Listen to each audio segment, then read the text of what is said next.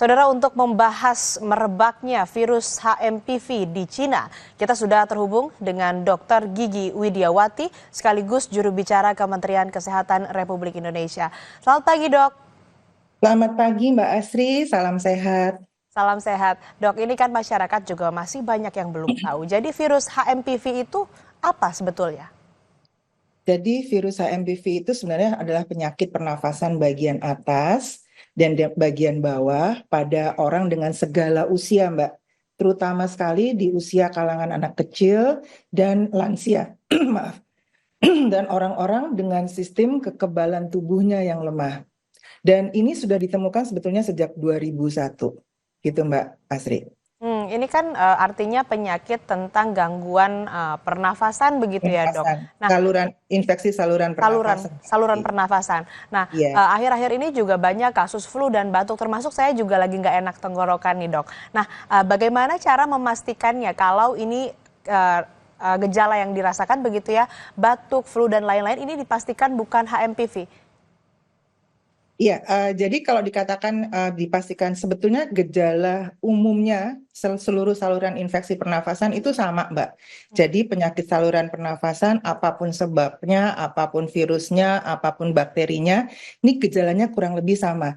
Dia akan batuk, dia akan demam, dia akan tersumbat hidungnya, dan itu nanti akan, kalau ini akan dilakukan pemeriksaan lebih lanjut.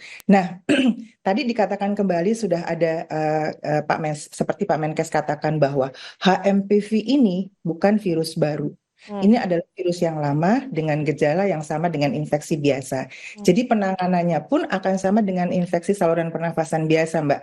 Gitu. Jadi kalau misalnya ini virus baru, maka dia akan masuk dalam kategori pandemi. Nah, ini HMPV ini adalah virus yang lama. Jadi artinya bukan varian baru dari virus. Jadi sebetulnya pencegahannya sama dengan saluran infeksi biasa, kayak flu biasa gitu Mbak. Kalau misalnya rasanya badannya nggak enak, biasanya kan kalau flu orang Jawa kalau bilang meriang gitu ya Mbak ya. Jadi demam, kemudian nggak enak badan, kemudian batuk, pilek, kemudian juga tenggorokannya nggak enak, ya sebaiknya konsultasi dengan dokter, kemudian minum obat dokter dan istirahat di rumah. Artinya gejalanya hampir tidak bisa dibedakan ya dengan penyakit-penyakit atau gangguan di saluran pernafasan seperti batuk dan flu. Tapi apakah ini ada perbedaan dampak, mungkin dampak jangka panjangnya, perbedaannya dengan penyakit flu dan batuk biasa? Sebetulnya kalau flu dan batuk biasa kan kalau misalnya diobati sesuai dengan rekomendasi dokter, dia akan sembuh, Mbak. Hmm. Gitu. Hmm. Jadi ya, dampaknya kalau misalnya orang tersebut kekebalan tubuhnya turun, ya dia kena lagi. Gitu. Hmm. Baik, Mm-mm. kalau di Indonesia ini betul belum ada kasus ya, Dok? Nah, saya boleh laporkan sebentar ya, Mbak ya. Jadi Siap.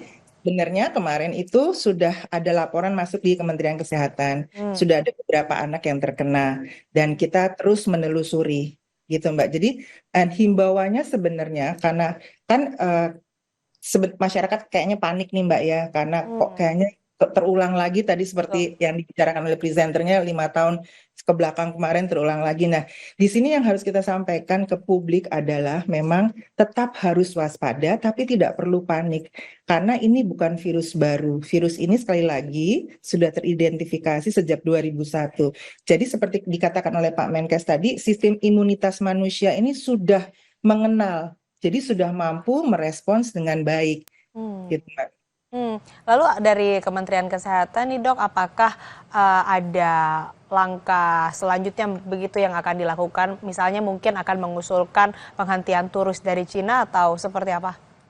Ya, jadi sampai saat ini memang Kementerian Kesehatan masih terus menelusuri dan melakukan surveillance, pengamatan, pelaporan umum secara berkala, dan juga terkait dengan penyakit-penyakit emerging atau penyakit menular jenis baru. Dan sampai saat ini memang kita ada peningkatan pengawasan kekarantinaan ya Mbak, tadi seperti yang diutarakan, khususnya di pintu-pintu masuk internasional dari negara lain. Nah, kalau untuk pembatasan larangan perjalanan bagi pelaku perjalanan luar negeri sampai saat ini belum. Hmm. Baik, artinya sampai saat ini belum ada Iya. rencana untuk penghentian begitu ya turis dari Tiongkok begitu ya, di mana virus ini berasalnya dari sana. Nah, kalau terkait dengan vaksin dok, ini apakah ada atau sudah ada vaksinnya atau seperti apa? Sampai saat ini belum ada terapi antivirus khusus untuk HMPV ini dan belum ada vaksinnya untuk mencegah HMPV. Hmm. Jadi kalau misalnya memungkinkan vaksin influenza deh Mbak gitu. Tapi saya ingin memastikan nih dok, ini apakah berpotensi jadi ancaman pandemi baru atau tidak? Sejauh ini belum, karena kan tadi itu dikatakan oleh Pak Menteri bahwa ini adalah virus yang lama, Hmm. sehingga daya tahan tubuh kita sudah merespons sendiri. Kalau yang namanya pandemi itu ada varian virus baru, Mbak, gitu. Hmm. Baik, artinya memang ini virus yang sudah ada dari tahun Jadi 2001 kalau begitu ya? Iya, jadi kalau jadi pandemi sebetulnya ada beberapa yang perlu kita ketahui bahwa Hmm. kayak misalnya kayak contohnya COVID-19 ini menyebabkan pandemi karena ada virus baru, artinya ada varian baru dari virus corona. Nah, kalau yang terjadi di Tiongkok yang ini bukan virus baru, bahkan sudah dilaporkan di jurnal ilmiah tahun 2001. Jadi sudah ada tadi seperti diutarakan sejak 2001. Walaupun memang gejalanya semua penyakit saluran pernafasan, apapun virusnya, apapun bakterinya, gejalanya itu kurang lebih sama. Kita nggak bisa mengatakan atau membedakan satu penyakit dengan penyakit lainnya secara pasti hanya Hmm. dengan melihat gejala. Karena itu adalah gejala umum dari saluran infeksi. Gitu, Baik. Mbak Asri. Baik, yang terpenting ini dok, bagaimana cara mencegahnya agar masyarakat tidak terpapar virus HMPV ini? Iya, jadi kalau mencegahnya adalah tentunya kita harus selalu imunitas harus tetap tinggi.